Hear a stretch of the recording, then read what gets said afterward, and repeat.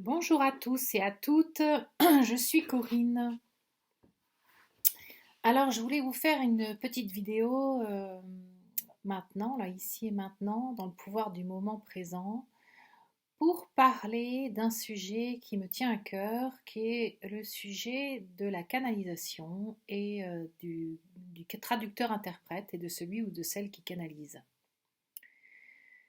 Nous faisons partie d'une société où nous avons été formatés pour remettre notre pouvoir à l'extérieur de nous et de croire, tels des brebis, tout ce qui nous est enseigné et de prendre ça pour ce qui est.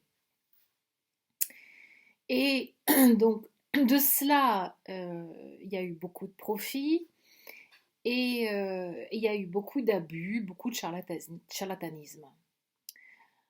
Il y a eu aussi beaucoup de choses qui ont été dites qui étaient justes, mais qui dépendaient du prisme de vue de la personne qui traduisait, qui interprétait ou qui canalisait.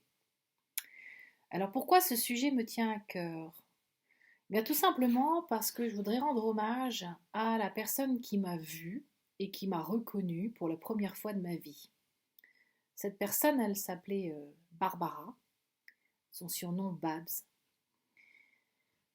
Et cette personne était très spirituelle, hein, donc aujourd'hui elle est de l'autre côté, elle est partie d'un cancer, enfin de 3 cancers même. Et elle était de son métier traductrice-interprète. Et plusieurs fois, elle a insisté sur m'expliquer ce qu'était qu'un traducteur-interprète. Qu'est-ce qu'un bon traducteur-interprète? Un bon traducteur-interprète, c'est quelqu'un qui va se documenter, qui va s'imprégner de la personne ou de sujet qu'il doit traduire et interpréter. Quand on est dans traduire ou interpréter pendant une conférence, le meilleur moyen de pouvoir le faire correctement et dans de très bonnes conditions, c'est d'apprendre à connaître la personne que nous allons traduire, la personne que nous allons interpréter.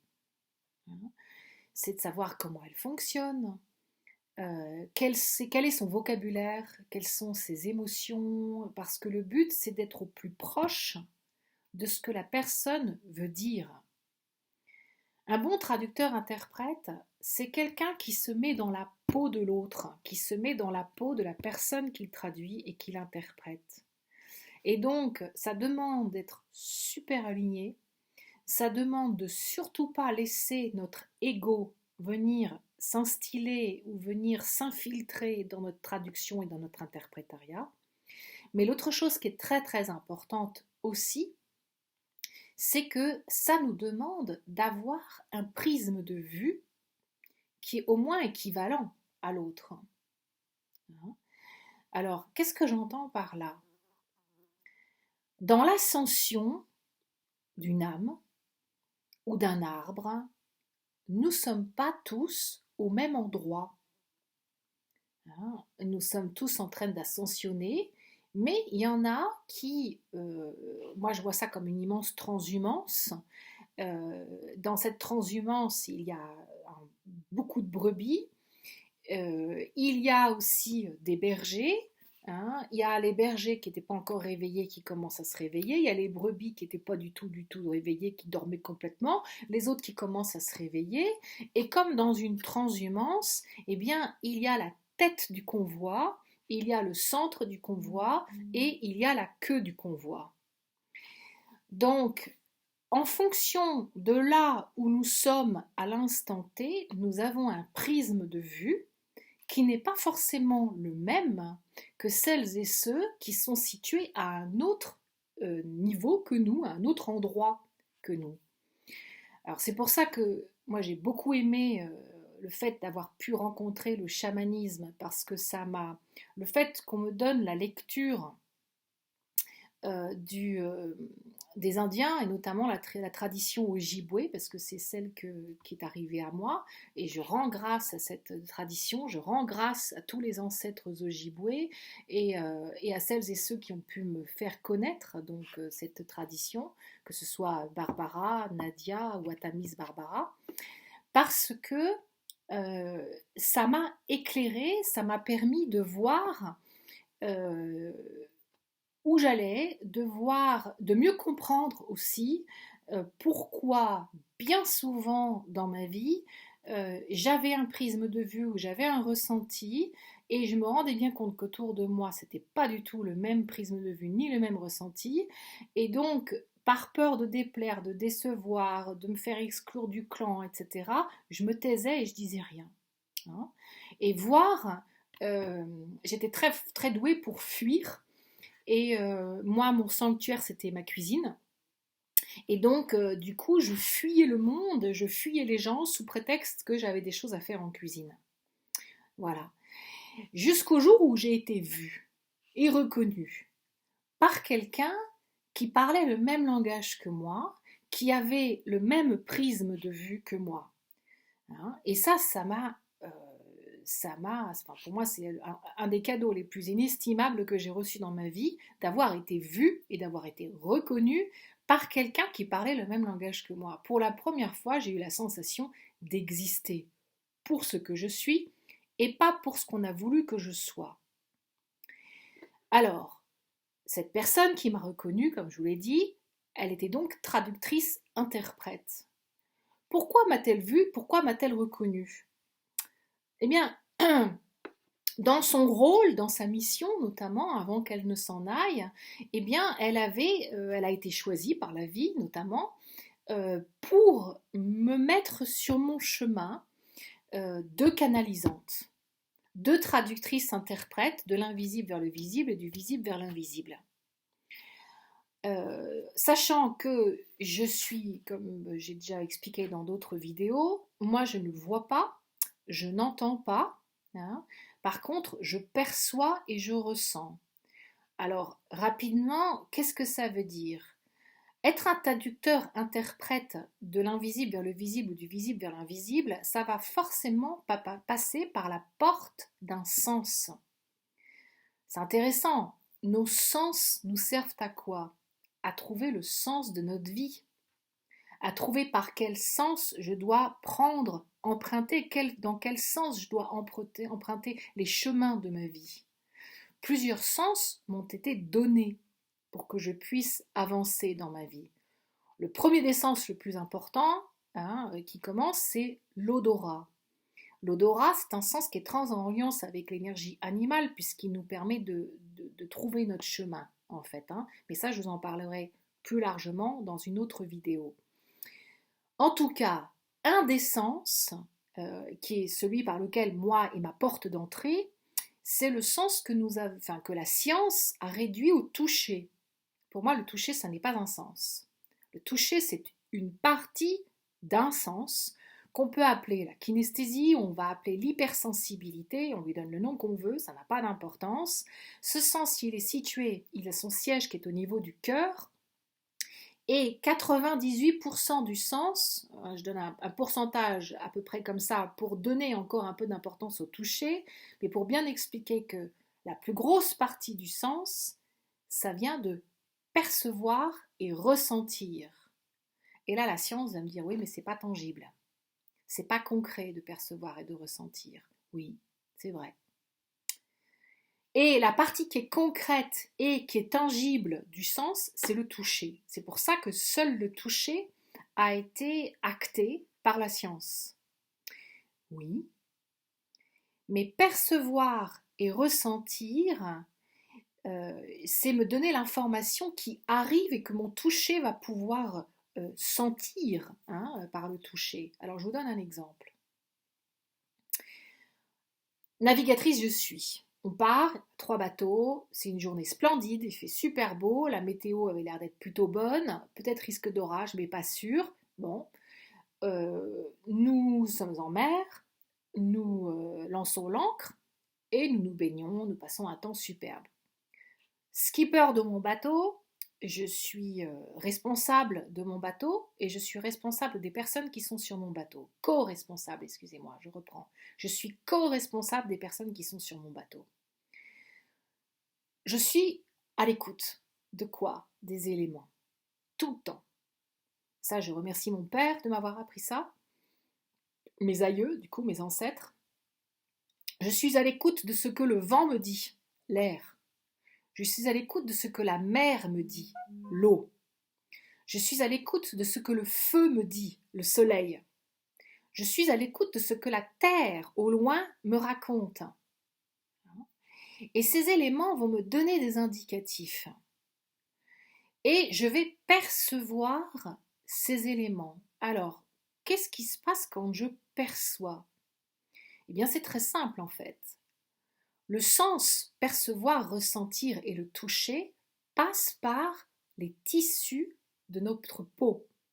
Et il ne s'agit pas uniquement que du tissu qu'on voit à l'extérieur de notre peau, il s'agit de tous les tissus qui constituent notre être, la matérialité et la corporalité de notre corps. Est-ce que vous vous rendez compte de l'étendue, de la parabole que j'ai grâce à tous les tissus de mon corps? J'ai une étendue de parabole immense, qui est X fois plus grande que les pavillons de mes oreilles, que l'entrée de mes narines, que les papilles de mon goût, ou bien que mes yeux. Et donc, avec cette immense parabole, eh bien, je vais capter quoi? Une énergie fréquentielle, une information fréquentielle. Alors, elle est fréquentielle, elle peut être sonore aussi, elle peut être visuelle, d'accord, ensuite. Et toutes ces informations-là vont venir s'exprimer dans les tissus de mon corps. Et mon corps va se mettre en warning. J'ai des endroits de mon corps qui vont dire attention, vigilance, observe, regarde. Alors, je suis fille de pilote de ligne et dans un cockpit, il y a des milliards d'alarmes partout qui peuvent se mettre en route, qui sont en reliance avec chacun des systèmes de l'avion. Moi, mon avion, c'est mon corps. Mon véhicule, c'est mon corps. Mon vaisseau, c'est mon corps. Ma maison, c'est mon corps. Ma garde-robe, c'est mon corps. C'est pour ça que je m'appelle corps-in, dans le corps. Je suis là pour parler du langage qui se situe à l'intérieur du corps. Et ce langage, qu'est-ce qu'il vient me dire? Il me dit attention, regarde, écoute, perçois, ressens. Quand c'est un langage à part entière, comme parler l'anglais, l'espagnol, l'allemand, le chinois, etc. C'est un nouveau langage avec des codes spécifiques. Et donc, ce langage, il y a besoin de le pratiquer de manière quotidienne. Il y a besoin d'aller le rencontrer. Plus je vais à sa rencontre, plus je vais comprendre ce que mon corps me raconte. Quand je connais bien mon corps, eh bien, je vais regarder ce qui est et je vais ressentir qu'un orage arrive. Que dans 45 minutes à peu près, le vent va se lever, le ciel va se couvrir, la mer va s'amplifier, voire se déchaîner, et que nous n'avons pas les conditions requises pour être en sécurité. Que j'ai des enfants qui sont à bord, et que le bateau est peut-être assez bas, qu'on est quand même assez loin de la côte, et que là, ça n'est pas juste de rester là, et que le bon sens m'indique que le temps est venu de rentrer. Et je rends grâce aux éléments terre, eau, feu, air, éther, parce qu'il y a aussi l'amour, l'éther, qui sont venus me dire attention petite humaine, tu es en train de vivre une ère de jeu, une aventure dans cet endroit, je te préviens qu'il y a quelque chose qui se profile à l'horizon et il ne sera pas bon pour toi d'être là à ce moment-là. Donc, bouge. Et donc, je dis à tout le monde, ça y est, on arrête tout, on change tout, on range et nous rentrons. Forcément, je me heurte à mais pourquoi, c'est pas juste, il fait beau, tu nous embêtes, tu nous ennuies, etc. Les autres skippers qui vont me dire mais qu'est-ce qui se passe, regarde, on n'est pas bien là, il fait beau, on est tranquille et tout. Et je vais leur dire bah oui, peut-être, mais moi je ressens que d'ici 45 minutes, il y a un orage qui arrive et je pense que le moment est venu de plier bagages et de rentrer. Vous faites ce que vous voulez, mais toutes les personnes que j'ai emmenées à mon bord, nous rentrons maintenant. On plie tout, nous rentrons. 45 minutes plus tard, nous sommes à quai. Nous avons eu le temps de rentrer, nous avons eu le temps de rentrer le bateau et nous sommes en train de rentrer dans nos voitures et nous sommes bien contents d'être rentrés. Pourquoi? Parce que l'orage est là, le vent est là, le ciel s'est couvert, la mer est démontée et que si nous étions restés dehors, eh bien nous aurions été euh, des personnes pas du tout responsables. Voilà. Donc, ça, c'est ressentir, percevoir. Et donc, c'est un des canaux possibles de traduction et d'interprétariat. D'accord? C'est un prisme de vue qui est différent de la personne qui va fonctionner avec le prisme de vue. Quelqu'un qui fonctionne avec son prisme de vue, elle va me dire, mais moi je ne suis pas d'accord avec toi, je ne le vois pas l'orage là. Il n'est pas là l'orage, de quoi, qu'est-ce que tu me racontes en fait, hein? Celui qui fonctionne avec le prisme auditif, il va me dire, mais qu'est-ce que tu racontes enfin, ça gronde pas là, y a aucun problème, il n'y a pas de vent, enfin tout va bien en fait. N'importe quoi, d'accord? Celui qui est en lien avec l'odeur, bon, si je n'ai pas habitué, si je fais pas, je n'écoute pas ce qui se passe avec mon nez, je vais avoir des soucis pour pouvoir ressentir cela aussi, hein. Et je ne parle pas du goût à ce moment-là non plus. D'accord? Donc, les prismes de vue, selon si je fonctionne de manière prioritaire avec un sens ou avec un autre, vont me donner une traduction différente d'une information qui vient d'arriver, d'un prisme de vue qui est différent. Chez les Indiens, comment j'ai appris ça? Ben, c'est simple, hein. Il y a le prisme de vue de la fourmi, il y a le prisme de vue, par exemple, du lion, hein, le prisme de vue du bison, il y a le prisme de vue de l'ours quand il est debout, il y a le prisme de vue du moineau, le prisme de vue de l'aigle, le prisme de vue du condor, le prisme de vue du phénix, hein, du dragon, de la licorne et tonti quanti. Donc, vous vous rendez bien compte que en fonction de si c'est un animal terrien, aérien ou de l'eau, si c'est un animal qui est plutôt au ras du sol ou haut, eh bien, le prisme de vue est différent. Eh bien, c'est pareil pour l'être humain. En fonction de là où en est l'arbre généalogique, les générations qui sont derrière moi, dans l'ascension spirituelle, en fait, eh bien, je vais avoir un prisme de vue qui est différent. Et non seulement c'est l'ascension spirituelle, mais elle n'a rien à voir avec le dogme, cette ascension spirituelle, parce que le dogme peut devenir très enfermant, ça peut devenir une prison, le dogme. C'est comment est-ce que je m'autorise à grandir spirituellement parlant, en allant rencontrer des maîtres qui vont m'apprendre, ce sont des maîtres qui me voient, qui me reconnaissent, qui vont m'aider à avancer en me disant ce que je dois transformer, changer, hein, et ce que je dois améliorer, ce qui me reste à faire, etc. Pour ça, je dois rencontrer un bon maître, bien évidemment. Et c'est toute la difficulté au départ, parce que au départ, nous allons nous tromper. Bon, dans la traduction, l'interprétariat d'information, c'est la même chose. Donc, ce que je voulais poser comme information, c'est que parfois, nous n'avons pas du tout la notion de qui nous sommes. Moi, c'était mon cas. Pas du tout la notion de qui nous sommes et où suis-je positionné. Comme je vous l'ai expliqué, moi, mon sens primaire, prioritaire, c'est être kinesthésique et hypersensible. Je peux vous assurer que l'école telle qu'elle est conçue aujourd'hui, elle n'est absolument pas conçue pour les personnes qui fonctionnent comme moi, hein. L'école d'aujourd'hui, l'enseignement d'aujourd'hui est conçu pour les personnes qui sont auditives et visuelles. Point barre. Celles qui sont hypersensibles et kinesthésiques, il n'y a rien fait pour nous. On va aller à l'école pendant une journée, je perds mon temps. parce que quand je suis rentrée, je n'ai rien enregistré. Parce que c'est pas comme ça que j'enregistre. Moi, ma manière d'enregistrer l'information, c'est que j'ai besoin de la vivre. On me dit quelque chose, j'applique tout de suite. On me dit quelque chose, je l'applique tout de suite. Et non seulement je dois l'appliquer, mais il faut qu'on me donne le sens de pourquoi je dois appliquer cela. Est-ce que ça va me servir dans la vie, en fait?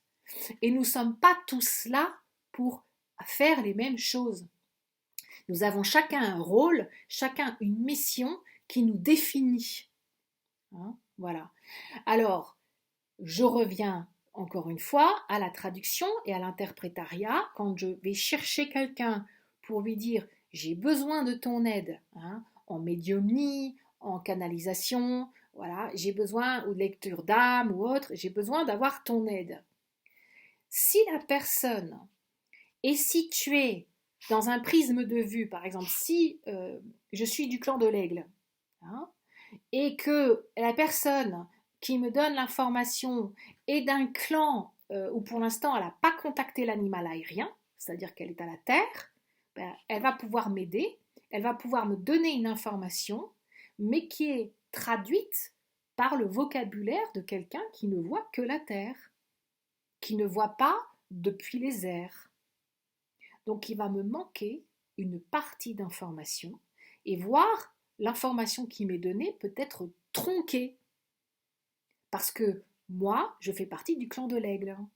Donc si je vais chercher une demande chez quelqu'un, j'ai besoin que la personne me donne la vision du clan de l'aigle et pas du clan de la fourmi ou du clan de, je sais pas, du lézard ou du clan, enfin, vous avez compris ce que je veux dire, hein, ou du clan du papillon, par exemple. Alors, le papillon, il va pas aussi haut que l'aigle. Voilà. Donc, c'est important ce que je suis en train de dire parce que moi-même, dans mon cheminement et dans mon chemin, euh, j'ai souvent rencontré des personnes, que ce soit dans mon temps de scolarité ou que ce soit dans mon temps de vie personnelle ou que ce soit dans mon temps de vie professionnelle. Je suis arrivée face à des gens qui étaient, que je pensais être supérieurs que moi, soit parce que c'était un ancien, soit parce que c'était, euh, comment dirais-je, euh, un N+1, soit parce que c'est une autorité, voilà. Et donc, du coup, je lui dois le respect. Et donc, du coup, je prends pour preuve, euh, je prends tout tout ce que la personne va me dire, je vais dire, ok, c'est bon. Voilà. Eh bien non, en fait. Non, pas du tout. C'est pas parce qu'on me dit la vérité c'est ça que la vérité c'est ça. C'est un prisme de vue de la vérité. Et ce qui va être important dans mon chemin de vie, c'est que je découvre quel est mon prisme de vue. Sachant que ce prisme de vue n'est pas statique. Moi, quand j'ai commencé mon chemin, il y a quelques années maintenant, là, notamment à partir du moment où j'étais vue et où j'étais reconnue, j'ai contacté l'énergie de l'aigle, du clan de l'aigle. Et puis assez vite après, j'ai rencontré l'énergie du clan du condor, monte plus haut. Et puis assez vite après, j'ai rencontré l'énergie du phénix. Alors là, on est du coup, on est dans un animal mythique, hein, donc qui fait partie de l'invisible, qui va me donner du coup un point de vue encore plus grand. Parce que moi, je pars du principe que c'est comme la théorie de l'iceberg. Il y a ce qui est visible, il y a la partie visible de l'iceberg, et il y a ce qui est invisible, la partie non visible de l'iceberg. Et la partie non visible de l'iceberg est bien plus grande que la partie visible. Ça veut dire que la partie invisible a une connaissance bien plus grande et un prisme de vue bien plus grand que la partie visible. Alors, tant mieux que je sois kinesthésique et hypersensible. Tant mieux que mon sens prioritaire soit d'abord percevoir et ressentir. parce que grâce à cela, eh bien, j'ai pu apprivoiser ce sens que au départ je subissais parce que je ne comprenais pas comment il fonctionnait. Non seulement je ne comprenais pas comment il fonctionnait, mais comme j'avais été jugée par des personnes enseignantes ou des autorités qui étaient audio et visuelles, j'avais été déconsidérée, diminuée, restreinte à très peu. Hein. Oui, vous ne serez jamais capable de quoi que ce soit, vous n'arriverez jamais à rien, etc. Mais pas du tout. Pas du tout. En fait, j'étais face à une personne qui était complètement imprégnée de croyances erronées, limitantes et toxiques, du coup, parce qu'elles ont venu faire croire à la personne que j'étais capable de rien. Hein, voilà. Et ça, c'est vraiment important. Donc, quand on va chercher un traducteur-interprète, quand on va chercher un canalisant, eh bien, j'ai envie de dire que la première chose, c'est de demander avec son cœur, hein, demander à nos guides, demander à la vie de nous mettre sur le chemin d'un canalisant, d'une canalisante qui soit dans le même prisme de vue que nous. Et puis, il peut y arriver un moment où euh, nous allons faire un bon cantique dans notre histoire, en fait, hein, dans notre éveil, et la personne qui est canalisée va rester sur son prisme de vue. Et dans ces cas-là, eh bien, si on la rappelle et qu'on lui demande de venir nous dire des choses, elle va nous tirer vers le bas. Elle va pas être en mesure de pouvoir nous parler de ce bon que nous avons fait et de tout ce que ce bon nous a apporté. Ça aussi, c'est important. C'est pour ça que quand l'élève est prêt, le maître se montre. Et nous n'avons pas qu'un seul maître dans notre vie. Hein. Il y a plusieurs maîtres différents qui vont se présenter à nous. Et je pense que c'est fondamental que chacun de nous comprenne que nous sommes à la fois le maître et l'élève. À partir du moment où l'élève que je suis a compris la leçon, je deviens maître de cette leçon. Mais je suis simplement maître de cette leçon. Je vais peut-être rencontrer quelqu'un à qui je vais apprendre cette leçon, mais qui peut être mon maître sur une autre information, une autre leçon, et alors là, je deviens l'élève, en fait. Et c'est comment est-ce que j'avance mon chemin en gardant tout le temps la position de l'humilité. Voilà. Donc, parce que je ne sais pas tout. Hein. Et voilà. Et c'est savoir aussi dire que lorsque je suis face, c'est reconnaître en tant que canalisant que je suis face à quelqu'un qui me demande quelque chose. Et là, je ne suis pas capable de lui dire, il n'y a rien qui me vient en fait. Parce que je peux ne pas du tout avoir le même prisme de vue. Hein. Il y a des parties de nous, parfois, qui n'ont pas la capacité de plonger dans les eaux profondes. Et je suis en alliance avec quelqu'un qui est un plongeur en eau très très très très très profonde et qui, pour le moment, évolue simplement dans ces eaux très très très très profondes. Mais si moi j'ai pas la capacité de descendre aussi profond, comment est-ce que je peux l'aider la personne? Ça marche pas en fait. Voilà. Donc, je pense que nous avons tous la capacité dans notre développement spirituel à un moment donné de comprendre que nous avons une infinité de possibilités à la fois vers notre plancher, hein, et vers notre plafond. Voilà. Et il y a un moment donné, dans le chemin qui est le nôtre, au niveau de l'histoire de notre âme et au niveau des dons, facultés et capacités de notre arbre, nous arrivons au plancher, on ne peut pas descendre plus bas, et nous arrivons au plafond et on ne peut pas monter plus haut. Voilà. Et on doit reconnaître, ça c'est hyper important, quelle est la partie définie dans laquelle je suis en zone de confort et dans laquelle je maîtrise mon sujet. Dès que j'ai atteint ma limite, eh bien, je ne peux pas parler de ce que je ne connais pas. Voilà.